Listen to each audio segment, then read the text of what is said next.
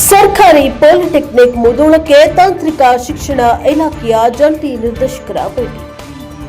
ಬಾಗಲಕೋಟೆ ಜಿಲ್ಲೆಯ ಮುಧೋಳ ನಗರದಲ್ಲಿರುವ ಸರ್ಕಾರಿ ಪಾಲಿಟೆಕ್ನಿಕ್ ಮುಧೋಳದಲ್ಲಿ 2 ಫೆಬ್ರವರಿ 2026ರಿಂದ ಡಿಜಿಟಲ್ ವ್ಯಾಲ್ಯೂಯೇಷನ್ ಪ್ರಕ್ರಿಯೆ ಯಶಸ್ವಿಯಾಗಿ ಆರಂಭಗೊಂಡ ಹಿನ್ನೆಲೆಯಲ್ಲಿ ತಾಂತ್ರಿಕ ಶಿಕ್ಷಣ ಇಲಾಖೆಯ ಬೆಂಗಳೂರು ಜಂಟಿ ನಿರ್ದೇಶಕರು ಹಾಗೂ ಪರೀಕ್ಷಾ ಕಾರ್ಯದರ್ಶಿಗಳಾದ ಶ್ರೀ ಸಂಜೀವ್ ಕುಮಾರ್ ಚೌಹಾಣ್ ಅವರು ಇಂದು ಡಿಜಿಟಲ್ ಆಧಾರಿತ ಪರೀಕ್ಷಾ ಮೌಲ್ಯಮಾಪನ ಕೇಂದ್ರಕ್ಕೆ ಅಧಿಕೃತ ಭೇಟಿ ನೀಡಿ ಡಿಜಿಟಲ್ ಪರೀಕ್ಷಾ ಮೌಲ್ಯಮಾಪನ ಪ್ರಕ್ರಿಯೆಯ ಪ್ರಗತಿಯನ್ನು ಸಮಗ್ರವಾಗಿ ಪರಿಶೀಲನೆಯನ್ನ ನಡೆಸಿದ್ದಾರೆ.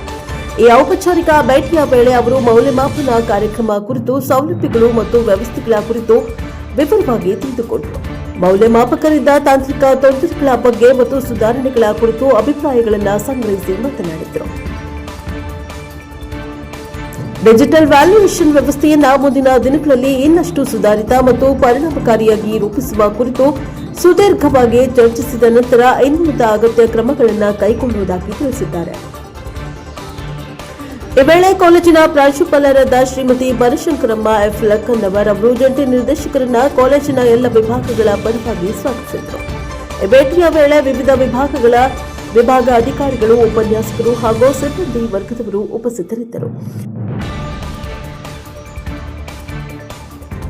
Bureau report Arun Kumar Muchchakaddimath, NPS TV 4 Bagalkot.